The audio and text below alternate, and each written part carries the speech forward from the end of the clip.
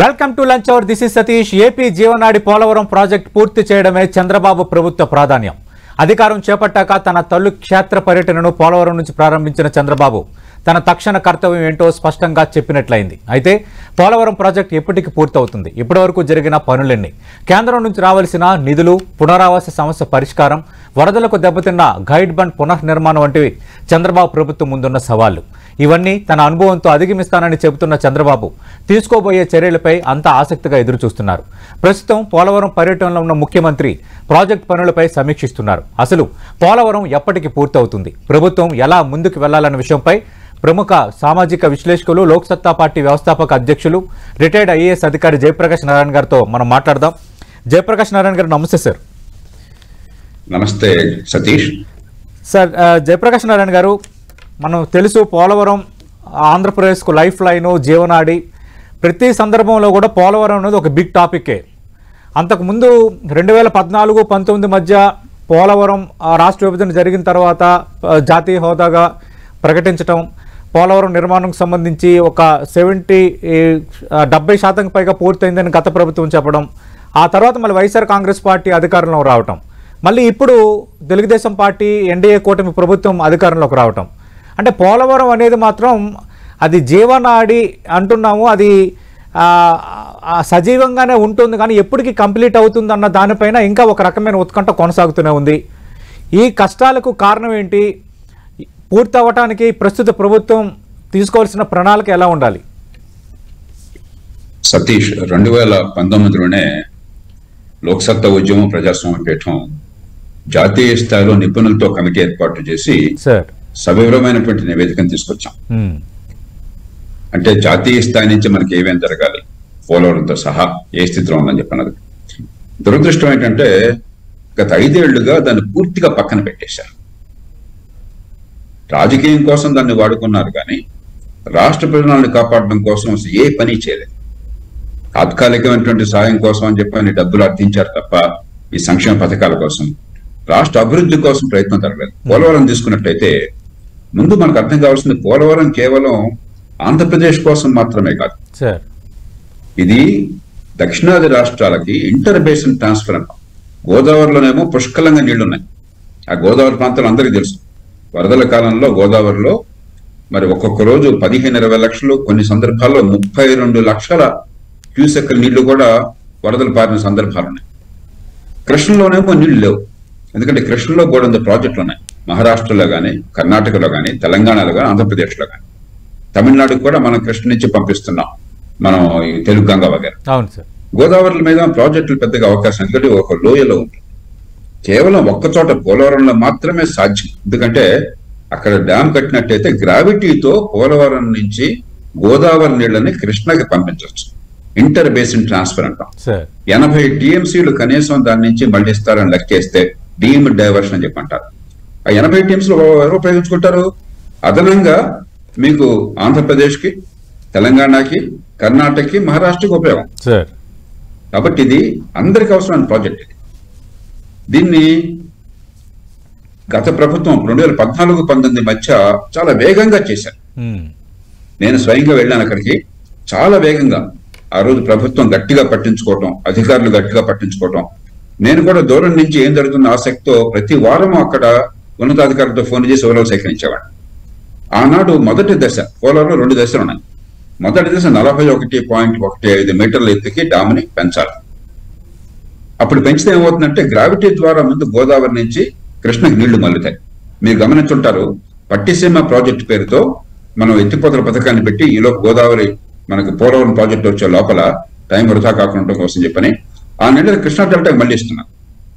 దాంతో ఏమవుతుంది, పైనుంచి నాగార్జున సాగర్ కుడికాల నుంచి కృష్ణా డెల్టాకి వెళ్ళవలసిన నీళ్లు ఇప్పుడు వెళ్ళక్కర్లేదు. వెళ్లకుండానే కృష్ణా డెల్టా, గోదావరి నీళ్ళు సరిపోతాయి. ఆ పట్టిసీమ గత ప్రభుత్వం ఆపేసింది. 2019 మధ్య అది తరలించిపోయారని చెప్పారు, మళ్ళీ తిరిగి పెట్టారో నాకు తెలియదు. కాబట్టి మీకు ఆ నీళ్లు ఎప్పుడైతే కృష్ణా జలాన్ని మళ్లించుతారో మీకు పైనుంచి కిందకి నీళ్లు వెళ్ళక్కర్లేదు. అప్పుడు ఏమవుతుంది, నాగార్జున సాగర్ నీటిని పూర్తిగా ఉపయోగించు. నాగార్జున సాగర్ టేలెంట్ చెప్పిన నీళ్లు ఉండవు. అది తెలంగాణ కావచ్చు, ఆంధ్ర కావచ్చు, కుడికాల కావచ్చు, అడంకాల కావచ్చు, శ్రీశైలం కింద ఉపయోగించుకోవచ్చు, రాయలసీమ ఉపయోగించుకోవచ్చు, ఇతర రాష్ట్రాలు ఉపయోగపడుతుంది. అది తుది దశలో ఉంది. మొదటి దశ దాదాపు అయిపోవచ్చింది. మొదటి దశ సివిల్ కన్స్ట్రక్షన్ దాదాపు అయిపోవచ్చింది, ఇంకొంచెం పని మిగిలి ఉన్నాయి. 6 నెలల్లో పూర్తి అవుతున్నానుగా ప్రభుత్వం మారింది. అప్పటి నుంచి ఇప్పటిదాకా నాకు తెలిసి ఏ పని జరగలేదు. 6 నెలల్లో మొదటి దశ పూర్తి కావాల్సి ఉండే. దానివల్ల పెద్దగా స్టోరేజ్ ఉండదు, కానీ గ్రావిటీ ద్వారా నీళ్లు వచ్చేది ఉండే.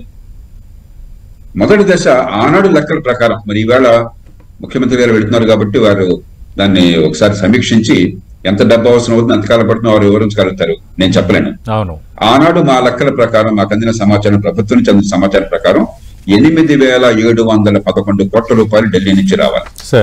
దానిలో రాష్ట్ర ప్రభుత్వం ఖర్చు పెట్టిన డబ్బులు 3,400 కోట్లు సుమారుగా ఖర్చు పెట్టిన డబ్బు రీఎంబర్స్మెంట్ కావాలి, ఖర్చు అయిపోయింది. వాళ్ళు పంపించకపోయినా కూడా ఆలస్యంగా ప్రాజెక్ట్ రాష్ట్రం కొంచెం ఆర్థికంగా ఇబ్బందులు ఉన్నా కూడా ఖర్చు పెట్టేశారు.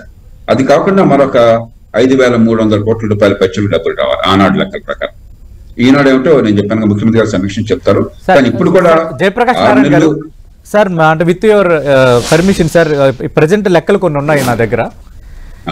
పోలవరం ప్రాజెక్టుపై ఇప్పటి వరకు చేసిన ఖర్చు 21,492 కోట్లు. జాతీయ ప్రాజెక్టుగా గుర్తింపు రాకముందు ఏపీ సర్కారు పెట్టిన ఖర్చు 4,730 కోట్లు. జాతీయ హోదా వచ్చాక ఇప్పటి వరకు జరిగిన వ్యయం 16,761 కోట్లు. ఇప్పటి వరకు కేంద్రం నుంచి పీపీఏ ద్వారా వచ్చిన నిధులు 15,146 కోట్లు. కేంద్రం నుంచి ఇంకా రావాల్సిన బకాయిలు సార్ 1,615 కోట్లు సార్. రివైజ్డ్ కాస్ట్ కమిటీ 2017-18 లెక్కల ప్రకారం ప్రాజెక్ట్ మొత్తం వ్యయం 47,725 కోట్లు సార్. కాబట్టి దీనిలో ఏంటంటే అర్థం కావాల్సింది, ముందు మొదటి దశ పూర్తి కావడం చాలా ముఖ్యం. మొదటి దశ పెద్ద ఖర్చు ఉండదు సార్. అందులో ఈ పెట్టిన ఖర్చు మీరు చెప్పిన 15,146 కోట్లు అన్నారు, రాష్ట్ర ప్రభుత్వం 16,000 పైన పెట్టిందన్నారు. అది మనం చూస్తే కానీ తెలియదు అంటే ఎక్కడ ఖర్చు పెట్టారు ఏంటని చెప్పన్నది.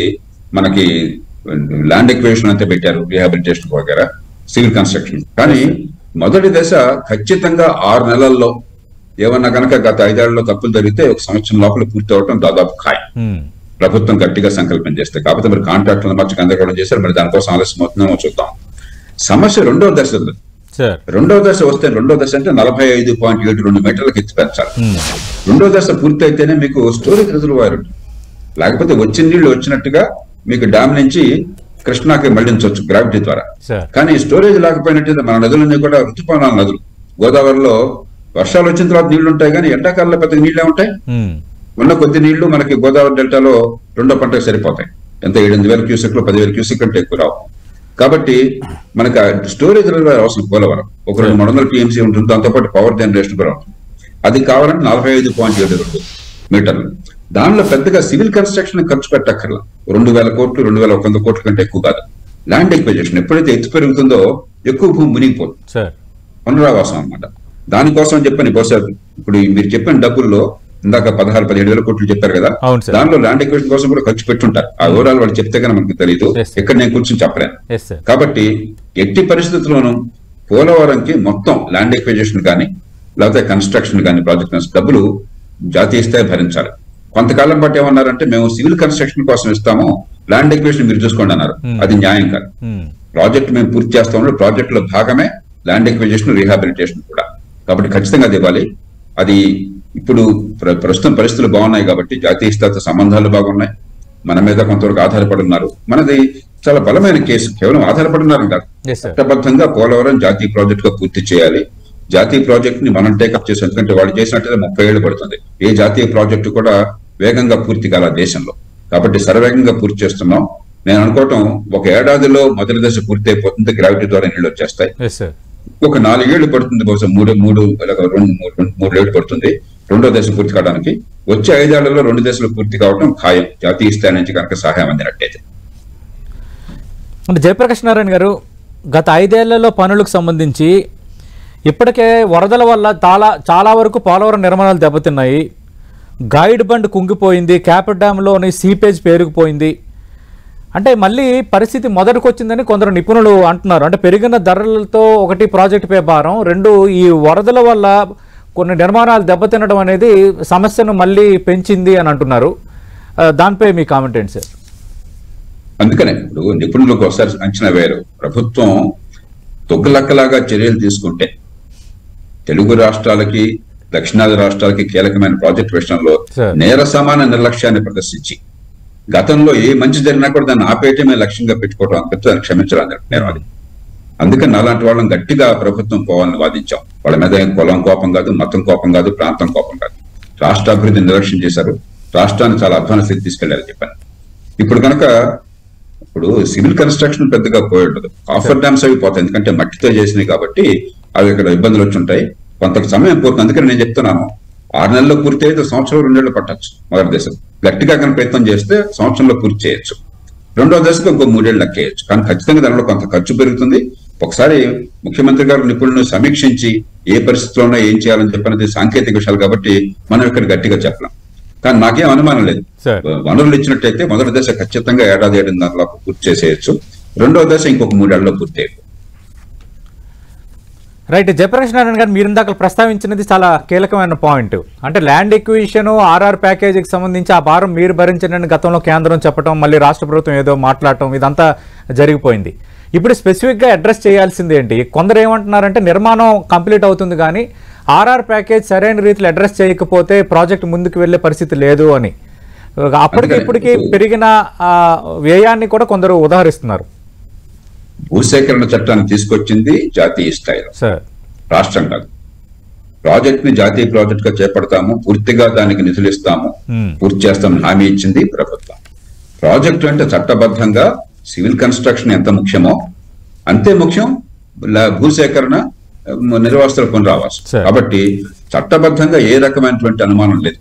ఇప్పుడు రాజకీయంగా కూడా పరిస్థితులు అనుకూలంగా ఉన్నాయి కాబట్టి ప్రభుత్వం ముందుకు వస్తుంది. కాకపోతే ఏంటంటే ఫైనాన్స్ కమిషన్ వగేరా దాన్ని చేయలేరు. మనకి బాకీలు ఉన్నాయన్నీ కూడా బడ్జెట్ లో పెట్టచ్చు.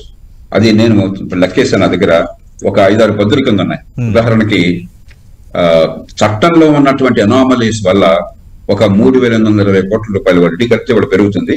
ఆంధ్రప్రదేశ్ రావాల్సి ఉండే, అది ప్రభుత్వం జాతీయ స్థాయిలో ప్రభుత్వం పట్టించుకోవాలి. అలాగే 90% కేంద్ర ప్రతిపాదిత పథకాలకి మామూలుగా రాష్ట్రం కేంద్రం వాటాలు ఉంటాయి. మన రాష్ట్రానికి ప్రత్యేకంగా 90% నిధులు ఇస్తామని చెప్పిన చట్టంలో పెట్టారు. అది రావాలంటే దాదాపు 16,000 కోట్ల రూపాయలు రావాలి 5 ఏళ్ల కాలానికి. దానికి బదులు వాళ్ళు ఏమన్నారంటే ఎక్స్టర్నల్ రిలేటెడ్ ప్రాజెక్ట్స్, విదేశీ రుణాలతో వచ్చినటువంటి ప్రాజెక్టులు మినహాయించుకుంటామని. అవేం పెద్దగా రావు, విదేశీ రుణాల ప్రాజెక్టులు ఈ మధ్యకాలం ఏం లేవు కాబట్టి అది ధర్మం కాదు. ఆ 16,000 కోట్లు మనకు ఖచ్చితంగా రావాలి. అలాగే పోలవరం మనం లెక్కలేసాం, అదంతా పూర్తిగా డబ్బులు రావాలి, పూర్తి కావాలి. వెనకబడ్డ ప్రాంతాలకి ఏడాదికి 50 కోట్ల రూపాయలు మాత్రం కేటాయించారు జిల్లాకి. దాన్ని కాస్త పెంచే ఏర్పాటు చేయొచ్చు, పెద్ద కష్టం కాదు అది. దుగ్గిరాజుపట్నం పోర్టు చాలా మంది మాట్లాడలా. విశాఖపట్నంలో మనకు ఆనాడు షిప్ యార్డ్ ఉన్నది. ఆ షిప్ యార్డ్ ని వాళ్ళు ఏం చేశారు, షిప్పింగ్ డిపార్ట్మెంట్ నుంచి, పోర్ట్స్ డిపార్ట్మెంట్ నుంచి డిఫెన్స్ డిపార్ట్మెంట్ బదిలీ చేయడం వల్ల ఆ పోర్ట్స్ కి డబ్బులు వచ్చినాయి. దానికి ప్రత్యామ్నాయంగా రాష్ట్రంలో ఒక మేజర్ పోర్ట్ నిర్మాణం చేస్తామని అని చెప్పంటే రాష్ట్ర ప్రభుత్వం దుగ్గిరాజుపట్నం అని ఎంపిక చేసింది. జాతీయ స్థాయిలో పెట్టినట్టు, రాష్ట్ర ప్రభుత్వం కూడా కాదు, జాతీయ స్థాయిలో పెట్టారు మనకు తెలియకుండా. అక్కడ ఇంకొంచెం వివాదం కొనసాగుతుంది. ఎక్కడో చోట ముందు పూర్తి చేసి దుగ్గిరాజుపట్నం కావచ్చు, నిజాంపట్నం కావచ్చు, మరొకటి కావచ్చు, మేజర్ పోర్ట్ ఢిల్లీ నిధులతో రావాలి. ఆనాడే దాదాపుగా 8,000 కోట్ల రూపాయలు అంచనా వేశారు. అది వస్తే ఏమవుతుందంటే ఒక 50-60 కోట్ల రూపాయలు పెట్టుబడులు వస్తాయి, మిగతా ఇన్ఫ్రాస్ట్రక్చర్ పెట్టుబడులు వస్తాయి. అది ఖచ్చితంగా పూర్తి చేయాలి, దానిలో అనుమానం లేదు.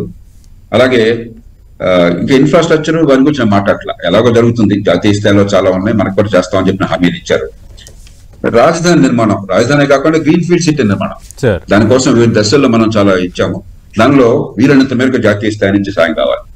కాబట్టి ఇవన్నీ కూడా మనం 100% సాధించుకోవచ్చు. 5 ఏళ్లలో నా అంచనా ప్రకారం 1,00,00,000-1,50,000 కోట్ల రూపాయలు అవసరం అవుతాయి. ఏడాదికి 30,000 కోట్లు అంటే పెద్ద కష్టంగా జాతీయ స్థాయికి బడ్జెట్ లో కేటాయించడం అని చెప్పాను. ఎందుకంటే ప్రస్తుతం బడ్జెట్ కూడా జాతీయ స్థాయిలో కొంచెం పొదుపరితనం పాటించడం వల్ల బడ్జెట్ చాలా ఆరోగ్యకరంగా ఉన్నది. అంచేత మనకి ఇవ్వాల్సిన హామీలు నెరవేర్చడం కోసం డబ్బులు పెద్ద కష్టం కాదు, రాజకీయ పరిస్థితి అనుకూలంగా ఉంది. దాన్ని మన అధికారులు ఒడుపుగా ఉపయోగించుకుని పనిచేయించుకోవాలి. అంటే ఈ ఒడుపుగా ఉపయోగించుకోవటం, మీరు అన్నట్టుగా ప్రస్తుతం ఉన్న సత్సంబంధాలు, ఆంధ్రప్రదేశ్కు ప్రస్తుతం ఉన్న ప్రభుత్వానికి ఒక గోల్డెన్ ఛాన్స్, ఇలాంటి పాజిటివ్స్ ఉన్నప్పుడు జయప్రకాష్ నారాయణ గారు ప్లాన్ ఆఫ్ యాక్షన్ ఎట్లా ఉండాలి? అంటే కేంద్రం నుంచి నిధులు రాబట్టుకోవటం, 2 పోలవరం కంప్లీట్ చేయటం. మనం కొద్ది రోజుల కిందటే ప్రస్తావించాం సార్, మీరు ఆ రోజు అనాలిసిస్ కూడా చేశారు. వీటితో పాటు ఇక రాజధాని నిర్మాణం ఉంది, అలాగే ఆంధ్రప్రదేశ్కి ఆర్థిక కష్టాలు ఉన్నాయి. ఇలాంటి 4-5 బిగ్ టాస్క్స్ ఉన్న నేపథ్యంలో పోలవరం సంబంధించి వడివడిగా అడుగులు వేయడానికి ప్లాన్ ఆఫ్ యాక్షన్ ఎలా ఉండాలి?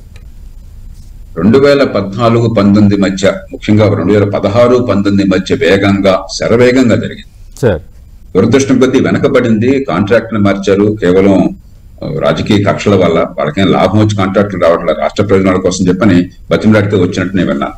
వాళ్ళందరినీ పంపించేశారు, తర్వాత పని జరగలేదు, పడలేదు. కాబట్టి ఆనాడు ఎంత వేగంగా జరిగిందో మళ్ళీ ఆ వేగాన్ని తీసుకురావాలి. కానీ ఒకసారి బండి ఆగాక ఒక్కరోజు మళ్ళీ స్పీడ్ పెరగదు, వస్తే ఒక 6 నెలలు పడుతుంది. ఈ పరిస్థితిని ప్రస్తుత ప్రభుత్వం చక్కదిద్దడానికి ఒక 6 నెలలు పడుతుంది. కానీ సంకల్ప బలం ఉన్నట్టయితే ఈ ప్రభుత్వమే గతంలో చేసింది కాబట్టి, చాలా వేగంగా చేసింది కాబట్టి, సంకల్ప బలం ఉన్నట్టయితే దాన్ని పోలవరం ఖచ్చితంగా వేగంగా పూర్తి చేయొచ్చు. నాకేమాత్రం అనుమానం లేదు. అందుకని 1 ఏడాది లేక 1.5 కాలం, మళ్ళీ వరదలు వస్తున్నాయి కాబట్టి, మాన్సూన్ సీజన్ లో ఉన్నాం కాబట్టి నేను ఇంకో 6 నెలలు ఎక్స్ట్రా వేస్తున్నాను. 1.5 కాలంలో మొదటి దశ ఖచ్చితంగా పూర్తి కావాలి. రెండవ దశ ఆ తర్వాత 3 ఏళ్లు అంచనా ప్రకారం అది సాధ్యం. జాతీయ స్థాయి నుంచి నిధులు ఖచ్చితంగా ఇచ్చి తీరాలి, అది పూర్తి చేయాలి. జయప్రకాష్ నారాయణ గారు, ఐఏఎస్ అధికారిగా మీకు విశేష పరిపాలన అనుభవం ఉంది. ప్రస్తుతం సీఎం చంద్రబాబు ముందున్న ఆప్షన్స్ ఏంటి సార్? ఈ పోలవరం నిర్మాణం త్వరితగతిన అవ్వటం, ఎందుకంటే మీరు ఇందాక అన్నారు ఒక కన్స్ట్రక్షనే కాదు, ఆర్ఆర్ ప్యాకేజీని అడ్రస్ చేయడం అనేది, ఇవన్నీ కూడా కొంచెం సైమల్టేనియస్ గా జరగాల్సిన ఒక బిగ్ ప్రాజెక్ట్ ఇది. దానికి ఇప్పటికే సతీష్ భూసేకరణకు రేట్లు వగైరా నిర్ణయించేశారు, పెద్ద కష్టం కాదు. అలాగే ఆ మండలాలు కూడా ఆంధ్రప్రదేశ్ లో భాగం కాబట్టి రాజకీయ తగాదాలు కూడా పక్క రాష్ట్రాలతో ఏం లేవు. 7 మండలాలను ఆంధ్రప్రదేశ్ కేటాయించారు ఈ పోలవరం ప్రాజెక్ట్ కారణంగానే. అంచేత డబ్బులుంటే ఈ 3 ఏళ్లలో పని గ్యారంటీగా ప్రాజెక్ట్ పూర్తయి మీకు అది నిండే నాటికి, ఏది రిజర్వాయర్ నిండే నాటికి పునరావాసం కావాలి. అది డబ్బులు ఒక్కటే తప్ప మిగతాది పెద్ద కష్టం అని అనుకో. సార్ ఇంకా ఎలాంటి ప్రయోజనాలు ఉన్నాయి సార్ పోలవరం వల్ల?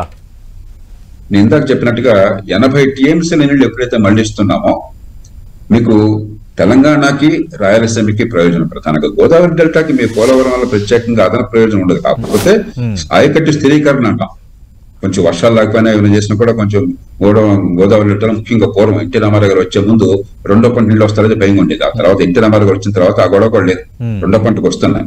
ఇప్పుడు అది కూడా మరింత భరోసా ఉంటుంది. కాబట్టి గోదావరి డెల్టా కంటే ప్రయోజనం ఎవరికంటే మనకి రాయలసీమకి, నాగార్జున సాగర్ డెల్టా, నాగార్జున సాగర్ కింద ఉన్నటువంటి మన తెలంగాణ ఆంధ్రప్రదేశ్ రాష్ట్రాలకి, అలాగే శ్రీశైలం డ్యామ్ కింద ఉన్నటువంటి ఆయకట్టు కానీ, లేకపోతే పోతిరెడ్డి ఎక్లేటర్ నుంచి తీసుకెళ్ళేటువంటి రాయలసీమకి వెళ్ళి నీటి తెలుగంగా ప్రాజెక్ట్ కానీ, వీటికి ఆ పైన కర్ణాటకకి, ఆ పైన ఉన్నటువంటి మహారాష్ట్రకి ఉపయోగం.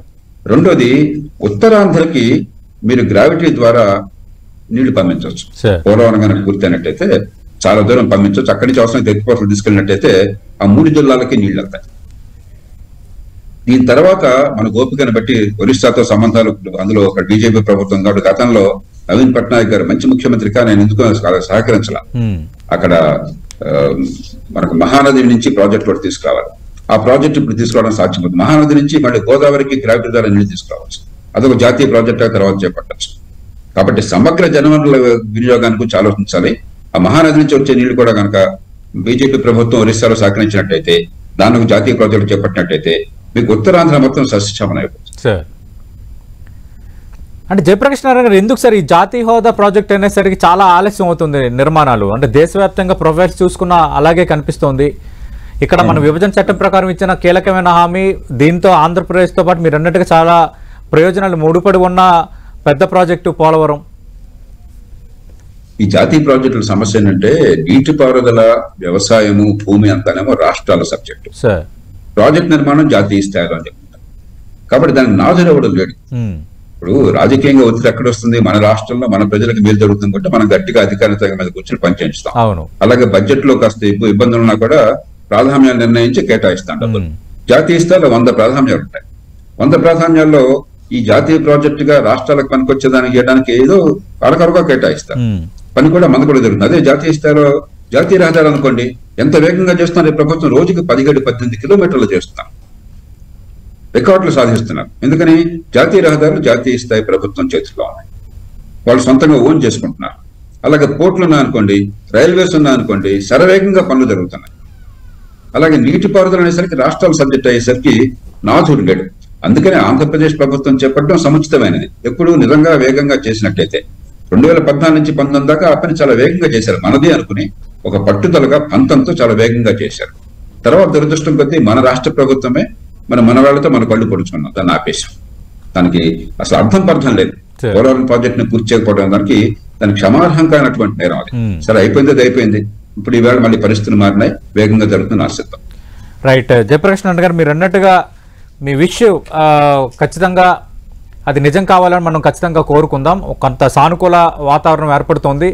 ఆల్రెడీ ముఖ్యమంత్రి చంద్రబాబు నాయుడు ఈరోజు పర్యటిస్తున్నారు, మరి కాసేపట్లో మీడియా సమావేశంలో కూడా మాట్లాడబోతున్నారు. కాబట్టి మీరు ఇందాక ప్రస్తావించినట్టు ఇప్పటి వరకు ఎంతవరకు ఖర్చు పెట్టారు, ప్రస్తుతం ప్రాజెక్టు పురోగతి ఏ స్థాయిలో ఉంది, ఎప్పటికల్లా కంప్లీట్ చేస్తారు, కేంద్ర సాయం తీసుకునే దిశగా రాష్ట్ర ప్రభుత్వ కార్యాచరణ ఎలా ఉంటుందన్న దానిపై మరింత క్లారిటీ వచ్చే అవకాశం అయితే ఉంది సార్. థ్యాంక్ యూ సార్, పోలవరంకు సంబంధించి మీ యొక్క విశ్లేషణను అందించినందుకు. మనం చూస్తున్నాం, లోక్సత్తా వ్యవస్థాపక అధ్యక్షులు మాజీ ఐఏఎస్ అధికారి జయప్రకాష్ నారాయణ గారు చాలా స్పష్టంగా చెప్తున్నారు, మొదటి దశకు ఎలాంటి సమస్య లేదు, రానున్న 5 ఏళ్లలో కంప్లీట్గా పోలవరం అనేది సాక్షాత్కారం కాబోతుంది. కేంద్రం ప్రతి సంవత్సరం 20,000 నుంచి 30,000 ఇవ్వడం అనేది పెద్ద సమస్య కాదు. ఆర్ఆర్ ప్యాకేజీని గతంలో, అలాగే ల్యాండ్ ఎక్విజిషన్ సంబంధించిన అంశాలని మీ పరిధిలో ఉంచుకోవాలని రాష్ట్ర ప్రభుత్వాన్ని సూచించడం కరెక్ట్ కాదు. ఇది జాతీయ ప్రాజెక్ట్ అనేటప్పుడు అన్ని రకాలుగా సహకారం అందించాల్సిన అవసరం ఉంది. కేవలం ఆంధ్రప్రదేశ్ ఒక్కదానికే కాదు, తెలంగాణతో పాటు మిగతా ప్రాంతాలకు, అలాగే ఉత్తరాంధ్ర, మిగతా చాలా బహుళార్థక ప్రయోజనాలు దాగి ఉన్న అంశం కాబట్టి ఖచ్చితంగా పోలవరం రావాలి. పోలవరంకు సంబంధించి ఆంధ్రప్రదేశ్కు మరింత మంచి జరగాలని జయప్రకాష్ నారాయణ గారు